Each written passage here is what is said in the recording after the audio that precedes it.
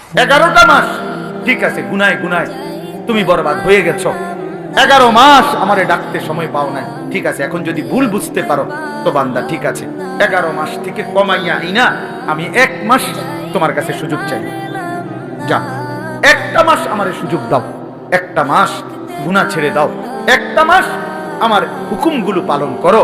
আমি 1 মাসেই লাআল্লাকুম তাত্তাকুন মুত্তাকি বানিয়ে দেব, জান্নাতি বানিয়ে।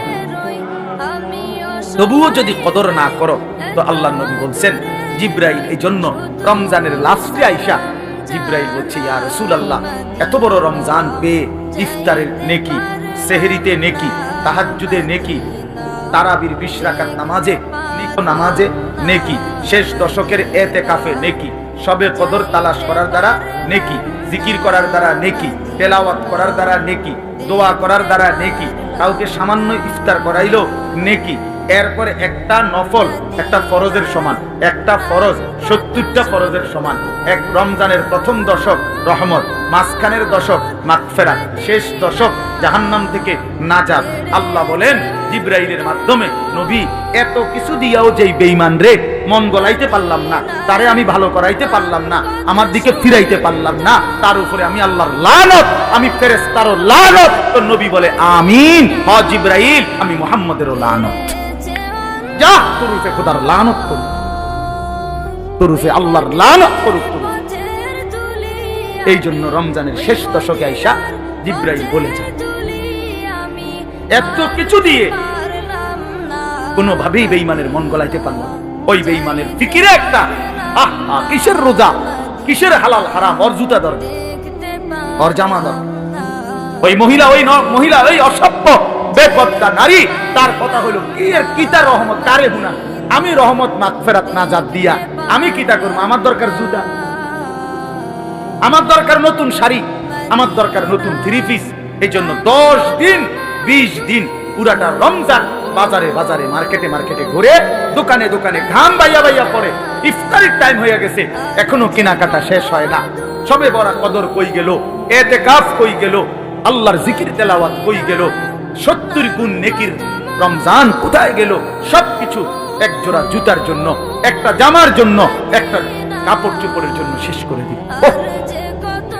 হায় হায় মুসলমান, কত অল্প মূল্যে নিজেকে বিক্রি করে।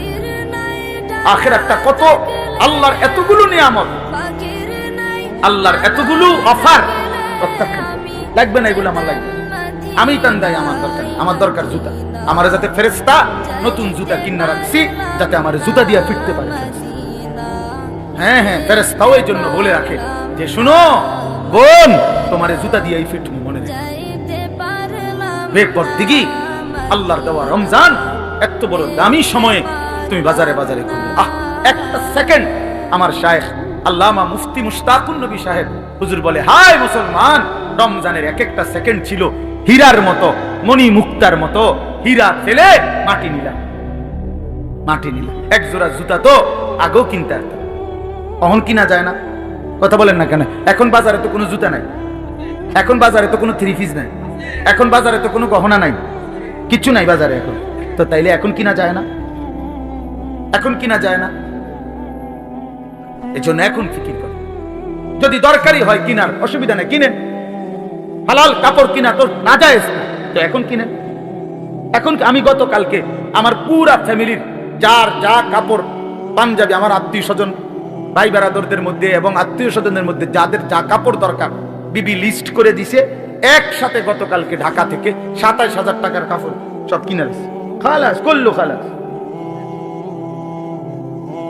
সব একেবারে বাচ্চা কাচ্চা বুড়া গাড়া জিরো সাইজ সব কিনা ওই যে এগুলো আবার সিলাই লাও যাও। ঈদের কেনাকাটা শেষ। বুঝাইতে চাইলাম ইচ্ছা করলে সম্ভব কিনা, বলেন ইচ্ছে করলে সম্ভব কিনা? না, আমাদের বয়স্করা বাবারা স্বামীরা বেডিতে রে বাজারে পুরা ডাইরেক্ট বন্দুক দিয়ে দেয়, যা তোরে সাইডে দিলাম। প্রত্যেক দিন বাজারে যাবে, আজকা জুতা, কালকা শার্ট, পরশু জামা, একটা একটা করে কাপড় কিনতে, একটা একটা জুতা কিনতে মহিলা বাজারে বাজারে ঘুরে। তাহা রমজান তাইলে কার জন্য? রহমত মাগফিরাত কার জন্য? নাজাত কার জন্য? বলেন কার জন্য? কার জন্য বলেন? আফসোসের বিষয়, আমরা যদি কদর না করি তো মুমিন আমরা যদি কদর না করি কার জন্য বলেন? ইনসাফ করে বলেন, ইনসাফ করে বলেন। মাহে রমজান তাহলে কার জন্য? আমাদের জন্য না? কথা বলেন না কেন? আমাদের জন্য কিনা বলেন? অতএব দয়া করে বুঝতে শিখেন। আল্লাহ তাআলা বলছেন, ইয়া আইয়ুহাল্লাযীনা আমানু কুতিবা আলাইকুমুস সিয়াম কামা কুতিবা আলাল্লাযীনা মিন ক্বাবলিকুম লাআল্লাকুম তাত্তাকুন।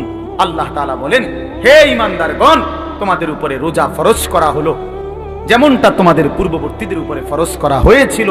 কেন? লাআল্লাকুম তাত্তাকুন, আমি তোমাদেরকে মুত্তাকি বানাইতে চাই, মানে জান্নাতি বানাইতে চাই। তাহলে রমজানকে কদর করলে কি মিলবে? জান্নাত। বলেন না কি মিলবে? আবার বলেন কি মিলবে? জান্নাত। এজন্য নওজোয়ান, কিশোর, তরুণ, বয়স্ক, বাবা সবাই মিলে সিদ্ধান্ত নেন, ইনশাআল্লাহ এবারের রমজান হোক পরিবর্তনের রমজান। বলেন ইনশাআল্লাহ, বলেন ইনশাআল্লাহ।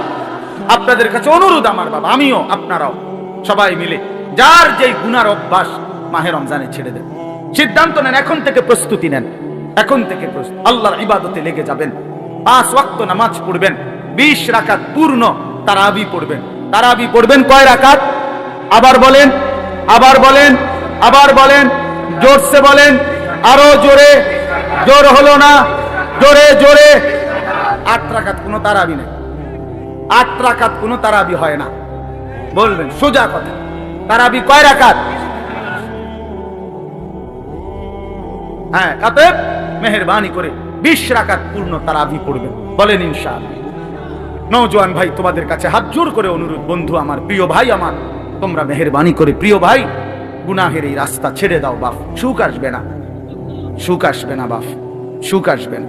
বাস্তব কথা হলো, আমার একটা দিলের ইচ্ছা হলো, হাতে যদি কেউ মোবাইলটা বন্ধ রেখে আমাদের চেহারার দিকে, আল্লাহর কোরআনের দিকে আন্তরিকতা নিয়ে কথা শুনে, তো বরকত হয়। মানে দিল জমে, অন্তরের মধ্যে একটা ভাবনা তৈরি হয়, কিছুটা হলেও ফিকির আসে। কিন্তু মোবাইলটা হাতে থাকলে আপনার সারাক্ষণ এখানে নজর পড়ে, একটু পর পরে ওটার দিকে তাকাইতে মন চায়, ইচ্ছায় কিংবা অনিচ্ছায়। ভেতর থেকে বারবার এই কথাটা মনে আসে যে আমার মোবাইলটাতে উঠতেছে কিনা, ঠিক মতো আসতেছে কিনা, একবার বড় করে, ছোট করে, আগায়, ফিচায়। এই কারণে বেচারার আর মোবাইলে ঠিক আছে, কিন্তু নিজের জন্য নিজের দিলের মধ্যে কিছু আর আসে না, অন্তরে কিছু জমে না। এই জন্য আমি বিষয়টা একটু কঠোরভাবে বলি যে অল্প হোক, আধা ঘন্টাই শুনেন, 1 ঘন্টাই শুনেন, মনোযোগ দিয়ে শুনেন, তাইলে দেখবেন জিন্দিগি ধীরে ধীরে পরিবর্তন হয়। বয়স্ক অনেক লোক আছে যাদের অনেকের অভ্যাস এরকম যে জুমার নামাজের দিন বয়ান হয়, উনি বসে বসে জুরায়। এই চাচারা কখনোই বদলায় না, যেমন আছে এমনই পড়ে থাকে। বিড়ি খায় তো বিড়িয়ে খায়, চা দোকানে আড্ডা দেয় তো আড্ডাই দেয়, টেলিভিশন দেখে, নাচ গান দেখে, তো এই বদভ্যাস 60 বছরও আর ছোটে না। কথায় কথায় গালিগালাজ করে, তো এই বদভ্যাস আর ছোটে না। কেন? আল্লাহর কথার প্রতি আন্তরিক না। নয়তো 30 বছর জুমার বয়ান শুনবার পরে একটা মানুষ তো পরিবর্তন হওয়ার কথা। 40 বছর, একটা বছরে 52 সপ্তাহ। খেয়াল করে দেখেন যে 52 সপ্তাহ 1 বছরে মোট, প্রতি মাসে 4টা সপ্তাহ, তাহলে 4 12 48, আর 4টা মাস প্রতি বছর, আর অতিরিক্ত একটা জুমা আছে, 5টা জুমা, তাহলে 48 আর 4 কত? 52 জুমা। তাহলে 52 জুমা আপনার মহল্লায় আল্লাহর কথা হয়, কোরআনের কথা হয়, আপনার কি কোনো পরিবর্তন হওয়ার কথা না? 30 বছরে এবারে 52 দিয়ে পূরণ দেন, কতগুলো বয়ান হল। তো এরপরেও যদি একটা মানুষের স্বাভাবিক কিছু বদভ্যাস না ছোটে, তা আপনি কি শুনলেন, কি বুঝলেন, কি বুঝলেন? 30 বছরও আপনি এটা বুঝছেন না যে বিড়ি সিগারেট খাওয়া একজন মুসলমানের জন্য উচিত না। এটা আপনি তোলে আর বুঝবেন কখন? আপনি বুঝি 50 বছরও বুঝলেন না যে গালিগালাজ করা মুখ দিয়া এটা গুনাহ, এটা আপনি বুঝছেন না। এটা আপনি কি বুঝলেন চাচা? বলেন, ইনসাফ কি বলে? 50 বছরও আপনি বুঝলেন না যে চা দোকানে এই যে নাচ গান, নর্তকীর ছবি, নাটক, সিনেমা চলে টেলিভিশনে, এটা দেখা যে গুনাহ, হারাম, এটা আপনি বুঝলেন না। তো আপনি কি ওয়াজ শুনলেন? এই জন্য বললাম আর কি, আসলে মূল কারণ হলো গাফেল। হয় বইয়া বইয়া পান খায়, জুরায়, জিমায়, এই সদবদ, অথবা আমলের আগেই ফেলে দেয়। বলে তো কথা তো শুনি, হুজুররা তো কয় ভালো লাগে, কয় কথা তো ঠিকই কয়, মানলে তো ভালো আসিল, পারি তো না, বা এটা কই উড়াই দিল আর কি, মানে এটাকে ফেলে দিল আর কি। এটা কথা বলো মিয়া, আপনি পারবেন না অথচ আল্লাহ আপনারে করতে বলছে, তো এটা তো জুলুম। আর আল্লাহ তো এমন জুলুম করতে পারে না। কোন বান্দা পারবে না অথচ তাকে আল্লাহ তাআলা সেই হুকুম পালন করতে বলছেন, এটা কি জুলুম না? কথা বলেন না কেন? এটা জুলুম কিনা বলেন? আমি বাঁকাই হইতারি না, আপনি আমার এখন রুকু দিতাম, তো এটা জুলুম না? আমি নিচের দিকেই যাইতারি না, আপনি আমারে বলেন সেজদা দিতে, তা আমার উপরে এটা জুলুম হবে না? তো তা আল্লাহ তাআলা আমাদেরকে রুকু দেওয়ার সেজদা দেওয়ার তৌফিক যোগ্যতা দিছে কিনা? তো তো জুলুম করলো বলেন? আমারে বলছে রাস্তার নারী দেখলে চোখ নিচের দিকে নামাই নিতে, এখন আমার চোখ নিচের দিকে নামে না, ঘাড় বাঁকা হয় না, তখন না আমায় বলতাম যে আমার উপরে জুলুম করছে। এখন আমাদের ঘাড় নিচের দিকে নামানো যায় কিনা? তো তাইলে অসম্ভবের কি? আমারে সুদ হারাম করছে, তো আমার জন্য কি ব্যবসা বা উপার্জনের বৈধ কোনো পন্থা রাখে নাই? কথা বলেন তো। তাহলে সমস্যা কোথায়? কোনখানে আটকাই গেলেন? আপনি পারেন না যে কইলেন কিতা পারেন না? আপনি কি বিড়িখানা ছাড়তারেন না? আপনি ডাক্তার বললে ডায়াবেটিস রোগী, 30 বছরের অভ্যাস, যে বেটার চিনি ছাড়া চা খায় না, সেই বেটা চিনি ছাড়া চা খায় না, তো এটা ছাড়লেন কেমনে? 50 বছরের অভ্যাস মিষ্টি খাওয়া, এই লোকটা ছেড়ে দেয় না ডাক্তার বললে? দেখ আপনার ডাক্তার বললে মিয়া সামান্য দুনিয়ায় বাঁচার জন্য এত কিছু প্রিয় জিনিস ছেড়ে দিলেন, ডাক্তার বলার কারণে গরুর গোশত খাওয়া ছেড়ে দিলেন, অথচ আপনি জানেন ডাক্তারের আব্বাও যদি বাইটটা দেয় আমনেরে, তারপরেও তো আপনি মরে যাবেন। মরবেন না? কথা বলেন না কেন? এমবিবিএস ডাক্তার যদি বাইটটা দেয় আপনার শরীরের ভিতরে, আপনি মরতেন না? তো তাইলে এরপরেও তো আপনি নিশ্চিত মৃত্যু আমাদের আসবেই। শতবার সেফ থাকলেও, শরীরের 1000 কোটি যত্ন নিলেও, 100 ভাগ ডাক্তারের প্রেসক্রিপশন পরামর্শ মেনে চললেও মৃত্যু কি হবে না? তো তারপরেও তো এগুলো ছেড়ে দিলেন, তো জাহান্নামের ভয়ে গুনাহ ছাড়বেন না কেন? আল্লাহর নাফরমানি ছাড়বেন না কেন? আল্লাহর ভয়ে বিড়িখানা ছাড়বেন না কেন? জাহান্নামের ভয়ে টেলিভিশন দেখা ছাড়বেন না কেন? জাহান্নামের ভয়ে গালিগালাজ দেওয়া ছাড়বেন না কেন? বলেন, ইনসাফ করে বলেন। এই জন্য বাপ মূল বক্তব্য এই কথাটা যে মনোযোগী হওয়া দরকার, আন্তরিকতা নিয়ে শুনলে। ওই ভাই তোমরা এনে দাঁড়ায় আছো কি বুঝে? এই ছেলেরা ওনে বসো, যাও যাও, যে দূরে শোনো ভাই, বসে শোনো।